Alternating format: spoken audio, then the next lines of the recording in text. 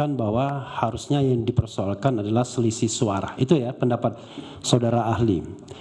Saya akan membacakan putusan Pilpres pertama kali tahun 2004 yang diajukan oleh Wiranto dan Salahuddin Wahid, dan pertimbangan yang bersifat kualitatif halaman 53 dan 54 dari putusan MK. Menimbang bahwa Mahkamah sebagai pengawal konstitusi berkewajiban menjaga agar secara kualitatif pemilu berlangsung sesuai dengan prinsip-prinsip yang telah digariskan oleh pasal 22E ayat 1 dan 5 Undang-Undang Dasar 1945. Cek 1 2 3 cek 1 2 3 cek 1 2 3 cek. Oleh pasal 22E ayat 1 dan 5 Undang-Undang Dasar 1945 yang intinya menentukan bahwa pemilu dilaksanakan secara langsung, umum, bebas, rahasia, jujur, dan adil, serta diselenggarakan oleh suatu komisi pemilihan umum yang bersifat nasional, tetap, dan mandiri. Dengan demikian, persoalannya adalah apakah berbagai hal yang bersifat kualitatif yang didalilkan oleh pemohon telah menyebabkan terjadinya pelanggaran terhadap prinsip-prinsip pemilu yang tercantum dalam pasal 22E ayat 1 dan 5. Sudah bisa ditangkap. Ya. Dan itu MK mengatakan bahwa mereka adalah pengawal konstitusi. Jadi karena itu kalau ada pelanggaran konstitusi, maka tidak tertutup kemungkinan MK untuk mereview kembali jalannya pemilu yang sudah ada. Nah, apakah saudara ingin mengatakan bahwa pertimbangan hukum MK tahun 2004 itu salah? Itu pertanyaan saya. Yang kedua adalah saya paham Anda mengatakan bahwa putusan 90 itu self-executing. Kita hargai putusan itu sebagai sebuah putusan walaupun menurut pendapat Prof. Yusril itu kontroversial, dan bahkan Prof. Yusril juga mengatakan tidak ada waktu untuk mengubah karena harus ada konsultasi dengan DPR dan lain sebagainya. Kami berpendapat bahwa walaupun putusan MK itu berlaku erga omnes, berlaku sejak dibacakan dalam persidangan, tetapi jangan lupa bahwa untuk mendaftar sebagai calon presiden dan atau wakil presiden ada prosedur yang harus dahului, dan kita tahu bahwa sebenarnya termohon dalam hal ini sudah berusaha dalam sidang. Saudara, yang Anda saksikan ini adalah sidang sengketa perselisihan hasil pemilu di Mahkamah Konstitusi yang hari ini terus berlanjut dengan agenda mendengarkan keterangan ahli dan juga saksi dari pihak terkait. Dalam hal ini adalah Prabowo Gibran.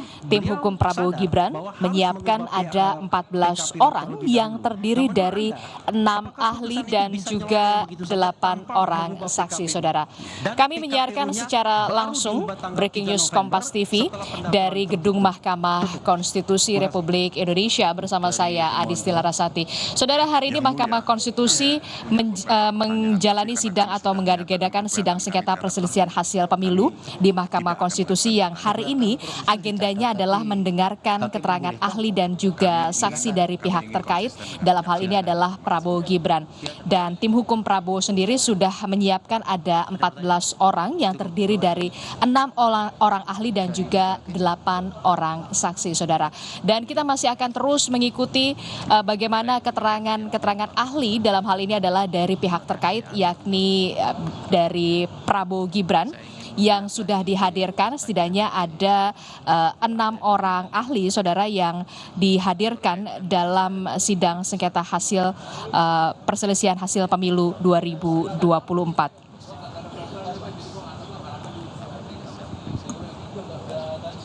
Untuk ahli sendiri, saudara, kita lihat bersama ada sejumlah nama, diantaranya ada Desmi Hardi, kemudian ada juga Dr. Andi Muhammad Asrun, kemudian juga ada Abdul Khair Ramadan, kemudian juga ada Amir Ilmar, ada juga Margarito Kamis, dan juga ada Dr. Edward Komar Syarif, dan juga ada Dr.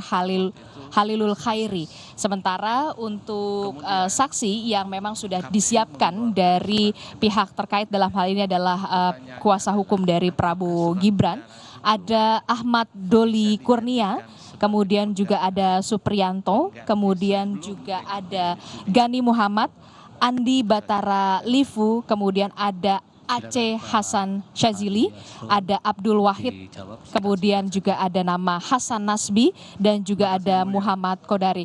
Tadi sebelum kita melihat bagaimana ahli dan juga saksi disumpah sebelum mendengarkan keterangan, ada sejumlah keterangan yang kemudian dari kubu 01 dalam hal ini adalah tim kuasa hukum Anies Muhaimin yang menyatakan keberatan dengan sejumlah saksi dan juga ahli. Namun kita lihat sejenak dulu bagaimana jalannya sidang sengketa hasil pemilihan umum Republik Indonesia ini. Kita akan saksikan bersama keterangan dari ahli dari pihak terkait Prabowo Gibran berikut ini kepada Anda. Tidak masukkan Proce. Pemilu kada, pemilu kepala daerah ke dalam sistem pemilu nasional dibedakan. Dikatakan pemilihan kepala daerah dilakukan secara demokratis. Demokratis bisa melalui DPRD secara langsung, kemudian dilakukan pemilihan secara langsung. Sejak awal sejarahnya beda. Jadi oleh karena itu tidak bisa bedakan. Kemudian juga ada putusan MK, ya, putusan Mahkamah Konstitusi. Saya kutip ini putusan MK. Ya. Yaitu putusan 97.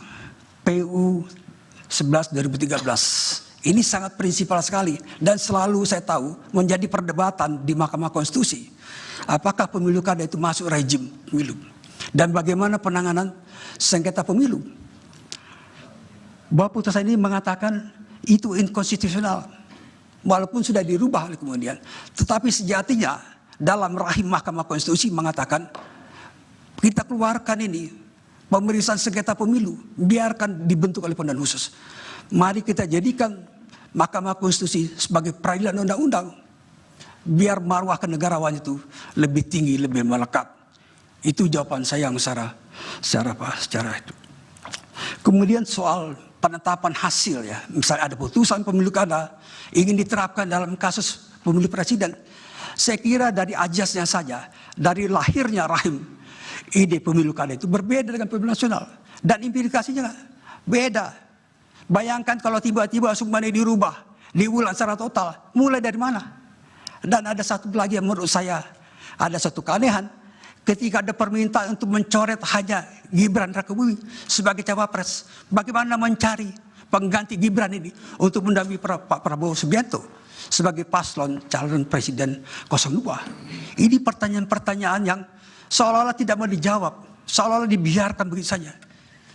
Sekali lagi, penetapan Gibran berdasarkan putusan Mahkamah Konstitusi adalah konstitusional. Kalau Anda keberatan terhadap Mahkamah Konstitusi, bukan terhadap produk KPU.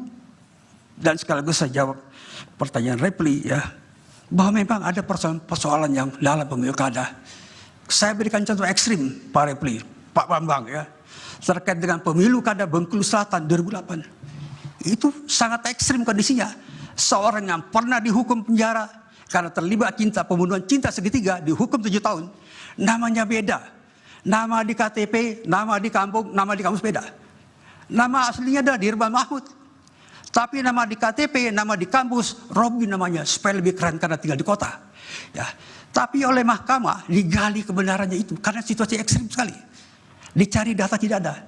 Didapatkan keterangan ahli bahwa betullah sinonima persamaan antara orang bernama Dirban Mahmud dan orang bernama Robi. Itu kondisi ekstrim, Pak. Ya, diulang. Tapi ini Pak Gibran ini bukan narapidana, bukan kriminal. Dia mendapat legalitas dari Mahkamah Konstitusi, dan itu biasa. Kalau seorang merasa itu sudah tidak usah diulang-ulang. Ya. Pertanyaan pihak terkait Pak Niko tadi jawab dulu. Yang mana, Pak? Dari penanya dua pihak terkait. Oh, pihak terkait. Yang pertama Pak Oce kan sudah dijawab. Ya. Yang pertanyaan Pak Niko satunya. Oh ya. Tadi pertanyaan kedua tentang beda pemilu kada dengan pemilu nasional. Kira-kira gitu, Pak ya. Pertanyaan saya. Singkat-singkat bisa ya, diulang, Pak. Pertanyaan saya, bagaimana pelanggaran konstitusi yang sejatinya menunjuk pada undang-undang, namun justru dalil-dalil yang dibangun tidak berkesesuaian dengan yang diatur dalam undang-undang.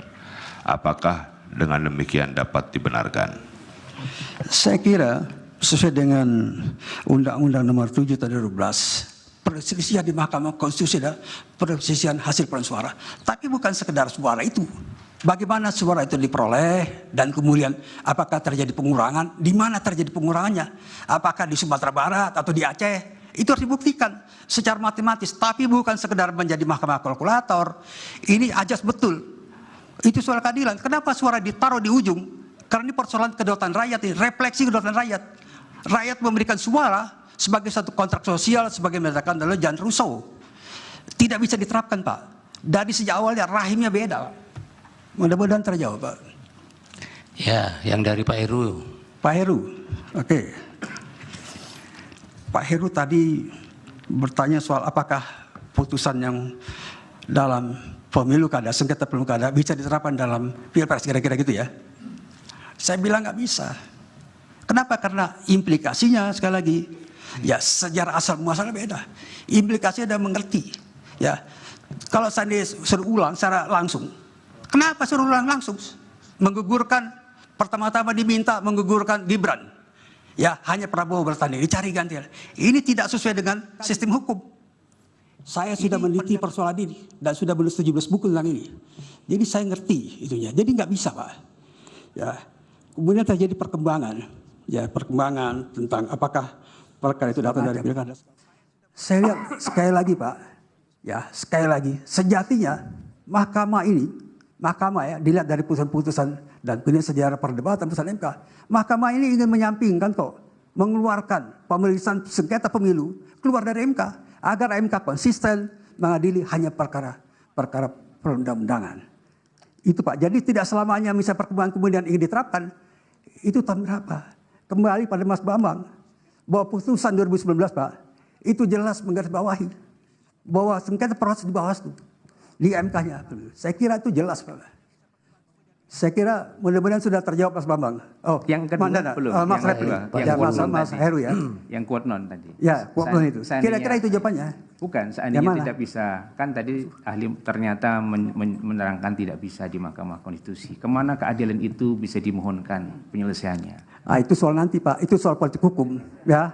Nggak bisa dibahas sekarang. Perlu rapat dulu DPR yang baru ini dengan pemerintah Presiden Prabowo Gibran.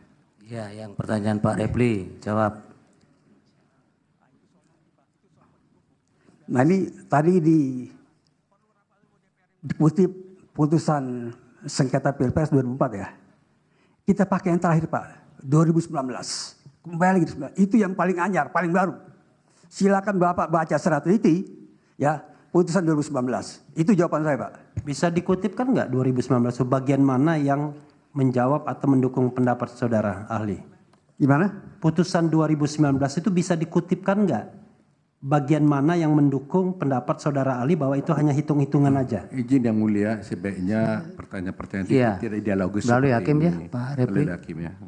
Ya, itu baca amalnya saja, Pak. Gampang itu, ya. Ada baca amalnya setelah pulang dari sidang. Ya. Pak Asron ada penegasan bahwa di putusan 2019 di bagian mana yang itu menegaskan bahwa Mahkamah Konstitusi hanya mempertimbangkan pada bagian-bagian penghitungan suara saja, tidak berkaitan dengan TSM lah. Contoh realnya itu. Ada tidak pada bagian itu? Ada ya. Ini saya kutip.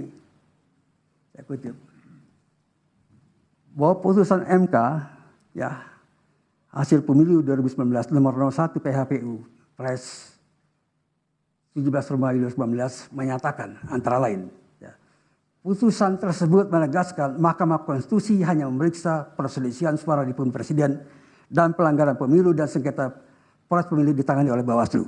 Ya, kalau Anda lihat tracking sendiri bisa dapat ya, itu di bagian dalam putusan. Makasih. Ya, catatannya itu belum menjawab yang mulia ya, sebagai catatan. Ya. Untuk lengkap jawaban Anda periksa sendiri. Itu kita tidak bisa paksa juga, ahli harus menjawab apa yang Anda tanyakan. Nanti kami yang menilai. Sudah cukup ya? Yang pertanyaan kedua Pak Refli juga sudah ya? Saya kira sudah, Yang Mulia. Sudah komplit. Sudah komplit ya? Iya, Pak. Dari hakim? Oh ya, dari hakim. Jadi kalau saya lihat, karena sifat putusan MK itu adalah self-executing, dia kesampingkan peraturan KPU yang pada saat itu. Dia terapkan putusan MK nomor 90. Tidak ada yang salah. Masa salah putusan MK nomor 90, kemudian diperkuat oleh putusan MK nomor 141. Jadi tidak salah tindakan KPU menerapkan langsung putusan Mahkamah Konstitusi nomor 90. Tidak salah. Saya yakin itu tidak salah. Bukan itu pertanyaan Pak Hakim tadi. Surat edaran itu kemudian menjadi acuan. Ya. Itu apakah bisa dibenarkan atau kemudian ada sesuatu yang salah? Benar. KPU melaksanakan itu berdasarkan putusan MK. Dikesampingkan PKPU. Itu jawaban saya, Yang Mulia. Baik, Pak Hakim. satu lagi pertanyaan dari Yang Mulia Pak Prof. Arif. Ya. Pak Asrun. Ya, Prof. Asrun. Saya nggak bertanya, tapi ini kan didengar publik di seluruh Indonesia. Memberikan pelajaran pada ahli hukum di Indonesia yang muda-muda. Supaya kita kalau bicara clear ya. Saya pengen tidak bertanya, tapi pengen mohon untuk bisa dicermati bersama-sama sebagai pelajaran kepada seluruh masyarakat Indonesia. Begini Pak Asrun, di dalam halaman 5, makalahnya Prof. Asrun, itu ditulis begini, putusan Mahkamah Konstitusi bersifat self-executing. Memang secara teoretik Pak Asrun sudah baca disertasinya Pak Maru Arar kan? Baca Yang Mulia. Saya kebetulan itu di Undip, Ya, saya ikut waktu itu ujiannya. Ya, karena saya juga waktu itu jadi dekan, jadi saya tahu persis. Ya, jadi putusan Mahkamah Konstitusi itu bersifat self-executing dan ada yang non-self. Nah, Pak Arsul bisa memasukkan ini sebagai self-executing. Ya, ya. Itu tidak masalah. Ya, karena guru besar itu berpendapat salah, siapa tahu nanti 10 tahun lagi malah jadi teori baru kan begitu kan. Jadi nggak masalah sebetulnya. Ya. Tapi terus begini, Pak Arsul menyamakan apa yang dilakukan oleh KPU dengan putusan 90 itu betul sudah dilaksanakan. Tapi kemudian kalau Pak Arsul menyatakan putusan Mahkamah nomor 102/PUU 6 Romawi tahun 2009 itu sama dengan apa yang dilakukan oleh KPU itu, mohon untuk dicek kembali. Saya belum bisa menyalahkan, tapi dicek kembali. Karena kalau pada waktu itu, kebetulan kemarin saya diingatkan oleh ahli dari 03, Putu Arte, mengatakan bahwa putusan Mahkamah yang nomor 102/PUU 6 Romawi tahun 2009 itu diputuskan pada sore hari, malam hari KPU merubah PKPU-nya. Karena pada waktu itu belum ada putusan Mahkamah Konstitusi yang mengatakan KPU merubah atau membuat PKPU harus konsultasi DPR. Tapi kemudian ada pengujian undang-undang di Mahkamah Konstitusi mengatakan PKPU harus disusun dengan konsultasi DPR. Jadi ini tidak bisa dipersamakan. Tapi kalau berpendapat bahwa putusan Mahkamah nomor 90 itu self-executing dan bisa langsung ditindaklanjuti oleh KPU, itu tidak ada masalah pendapat itu gitu ya. Tapi yang tidak bisa disamakan dengan 102, karena 102 begitu diputus mahkamah langsung malamnya Pak Putu Arte yang membuat PKPU baru bahwa mencoblos tidak perlu di DPT, tapi mencoblos bisa langsung dengan menggunakan identitasnya. Jadi saya tidak bertanya, tapi kita supaya semuanya clear, karena kita berhukum harus presisi, harus cermat. Terima kasih Pak Arsul. Terima kasih Pak. Kita sama-sama guru besar tidak boleh saling mendahului kayak biskota. Terima kasih banyak Pak. Terima kasih. Terima kasih banyak. Baik, Pak Arsul cukup? Cukup Yang Mulia.